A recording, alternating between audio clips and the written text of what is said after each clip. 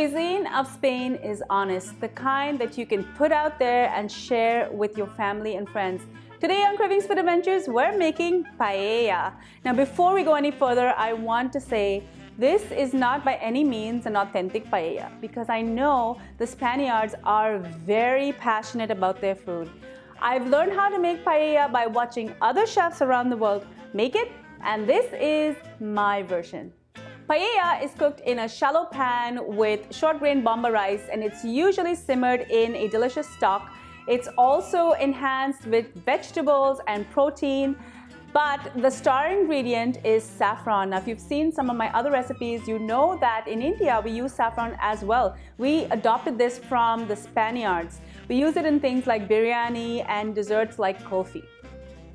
A little bit of saffron goes a long way. This is usually very expensive because it's a very, very small crop.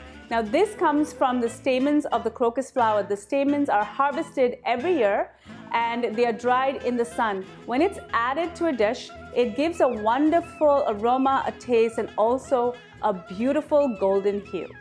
I got myself this beautiful paella pan. It's about 38 centimeters in diameter and it's going to feed about 8 people. Now if you look at the pan, you see that it has little dimples in it. Now this is going to help the heat be evenly distributed right through the paella. Now these pans rust very quickly, so you really need to take care of them. At the end of this video, I'm going to share my tips and tricks with how to take care of these pans.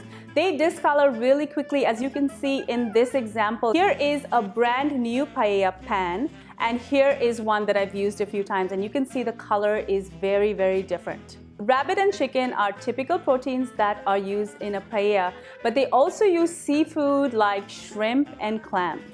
My paella is going to be made with chicken thigh and head-on shrimp. I'm going to cook my Bomba rice, which is a typical Spanish short grain rice, in a beautiful chicken stock that I've enhanced with saffron. I'm also going to add veggies like artichoke and broad beans and peas, and I'm going to finish it off with some rosemary parsley. I'm also going to add some Piquillo peppers to finish everything off. You want to make sure that your paella pan is clean and dry before you begin.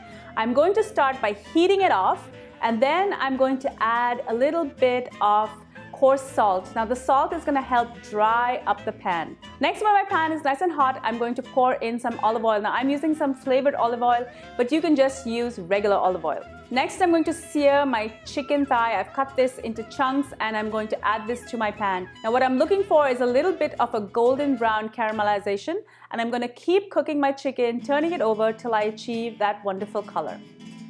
Once my chicken has that beautiful color, I'm going to add the shrimp. Now I've already deveined the shrimp. Even though the head and the shell is on, I have deveined it to make sure that it's as safe for you to eat as possible. If you want to see how to devein a shrimp, I do have a video that explains how to do that. I'm going to leave that link for you at the end of this video as well as in the description. I don't want to overcook my shrimp, so I'm simply going to cook it just for a little bit till it turns nice and pink, and then I'm going to take it out and leave it aside.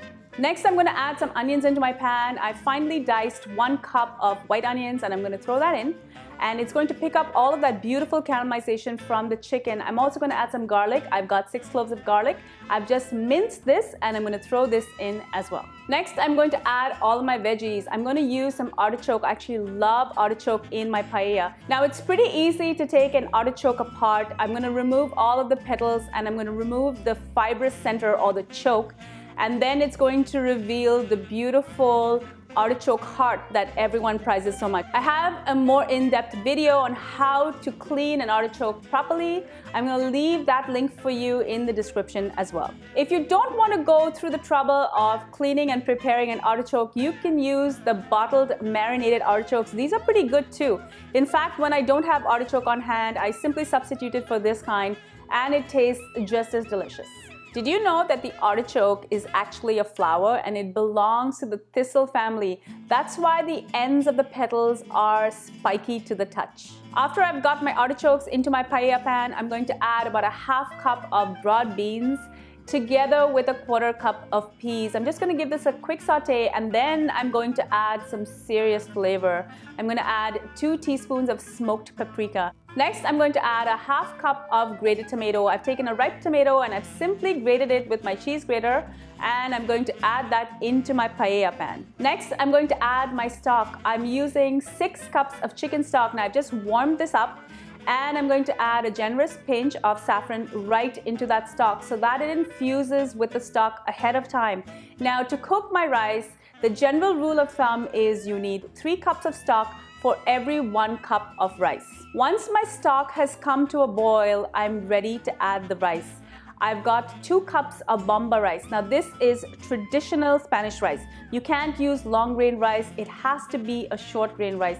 Some people use arborio, but I really prefer to use Bomba rice as it's not as starchy. Now it's not easy to find, but you can find this rice on Amazon. So if you just go online, you can easily find this Bomba rice, and it's going to be delivered right to your doorstep. I'm going to leave a link in the description to the rice that I purchased to make it easy for you. I'm going to throw in a sprig of rosemary just for flavor, and we'll also taste for salt. When you cook paella, you have to make sure that the rice is cooked in a very thin and even layer. I'm going to scatter the rice into the stock, and I'm not really going to mix it, but I'm just going to poke through it to make sure that all of those grains are covered in that delicious stock. Now here's one thing that most people don't tell you. When they make paella in the restaurants, they actually have a heating element that's as large as the surface of the paella pan. So what happens is all of that rice gets cooked at the same time. But when you cook this at home, if my paella pan is 38 centimeters, my heating element is only about 8 or 10 centimeters in diameter. So basically all of the rice in the middle is going to cook super fast, but what's going to happen to the rest of the rice around, you'll find that you have uncooked rice towards the end. So what I like to do is I like to rotate the pan as I go to make sure that all of the rice all around the paella pan cooks at the same speed. I'm going to first cook this for 10 minutes on a high heat, rotating the pan as I mentioned earlier. Now, do not stir this rice. The whole concept of paella is that you cook this rice without disturbing it. If you try to stir the rice, what's going to happen is the starch is going to be released, and it's going to be very risotto-like in its consistency, and you don't want that.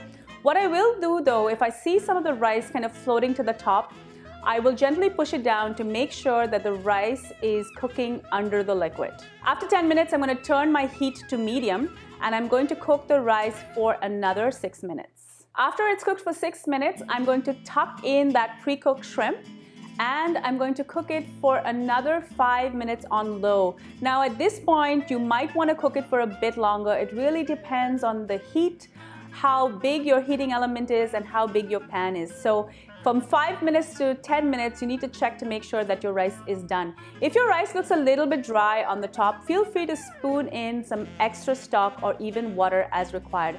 I'm going to cook this on low, and I'm going to continue to rotate my pan to make sure that everything is cooked. After 5 minutes are done, I'm going to turn the heat off, and I'm going to add some Piquillo peppers. Now these peppers are exclusively grown in Spain. In fact, they stuff them and use them for various tapas recipes.